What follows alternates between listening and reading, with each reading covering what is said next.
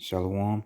First, we want to give all praises and glory to Yahweh by Hashem, Yahweh Shai by Hashem Kakodash. The honors to the apostles and elders of Great Millstone. Peace and blessing to the citizen of your ark and pushing this truth out world. Shalom, keep pushing.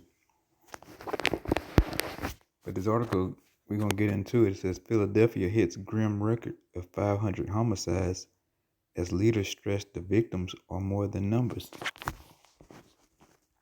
It's daytime, and the woman screams, "Call 911, call 911," as pedestrians walk down the sidewalk near South Philadelphia intersection packed with apartments and businesses.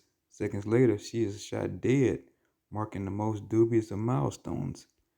The city witnesses 500th homicide of 2021 on Wednesday, matching a record set in 1990 according to police data. It's an average of about one homicide every 16 hours this year.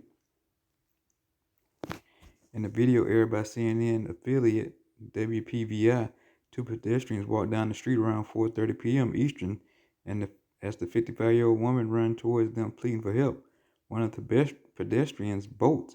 A man enters the screen pursuing the woman around an olive Jeep, extends his weapon and fires 5 shots.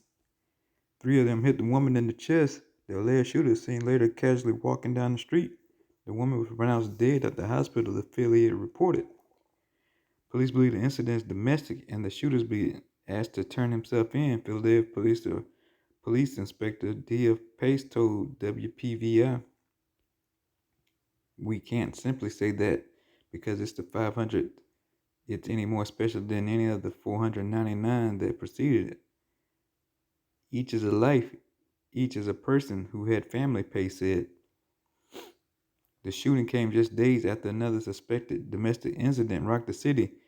Jessica Covington, a 32-year-old pregnant woman, was shot in the head and at least 11 times in the abdomen as the mother-to-be was unloading gifts from her baby shower. "Please stop shooting each other. Stop killing our community, please," City Council President Darrell Clark said. As you see, it's the so-called Negroes. Jake is always in some BS. Jake shooting the box up, and he's shooting the woman up now. There's a better way. We just put $155 million on the street with community groups, right? We have jobs available. We have wraparound services available," he said. "See, these dumb Negroes don't understand. You throwing money at a problem that can't be fixed.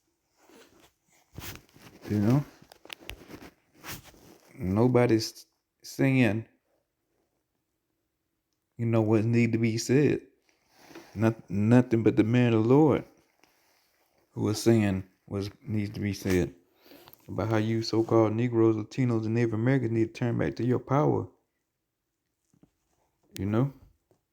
We have wrapped around services available." He said the message is going out to all those that find themselves at the level of despair where they think there's no other way, or to find themselves in whatever mindset is that causes you to shoot a pregnant woman. Think about it, man. Don't continue this activity because it's killing our communities, calling the city scourge of killings and unconscionable loss of life that's almost too much to bear. Police Commissioner Danielle Outlaw reminded the community there is a standing $20,000 reward for information leading to the arrest and convictions in any murder.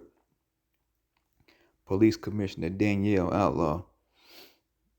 Man, these women, they in everything. She acknowledged that even though homicides have been trending downward since the beginning of the year, the violence remains unacceptable. "The victims are far more than a number," she said. "It's not about when we reach 200, 300, 500, 600. These are people. These victims are brothers, sisters, mother, fathers, nieces, nephews, mentees, team members, classmates, many of them children. And for those whose lives have been tragically cut short, their life has left a void in the hearts of their families, and their absence has left a profound impact on your community. The numbers are a microcosm of a disturbing trend nationwide," Mayor Jim Kenney said in a statement, telling the city millions of dollars in investment to curb the violence. It don't matter how many Negroes, so-called Negroes, or so-called black women you get with blonde weaves and blonde wigs and pantsuits. You know, you niggas following the way of the so-called white man. You trying to live your life in this society, how the so-called white man got it set up, thinking, oh, you can rebuild the so-called Negro up, a Latino or Native American man with, get you a good education, get you a good job, get you a degree, and everything is gonna be all right. Educate yourself. Nah, that's not the case. You have to tell your people that, hey, the reason why all these calamities are happening to you because you turned your back. You went a whoring after other gods. And this is why all this death is coming upon y'all, especially the Southern Kingdom. Cause you N-words, boy, you niggas had a a hand in killing the Most High Son, Yahweh Shah. You said, hey, you want Caesar, you know, and you niggas mocked and scoffed at Yahweh Shah, throwing fruit, veggies, making them drink vinegar, you know, making them drink, I believe it's gall, I believe, a real bitter type of, it's almost like something real bitter, almost like a bitter wine, if I believe, but it was real bitter, and you niggas had a great, great, good old time seeing Yahweh Shah go up on the cross and kicked your feet back, when he gave up the ghost. You niggas thought you was free from the law. You thought by killing him, you think, oh, you can just stay wicked and there won't be no consequences behind it.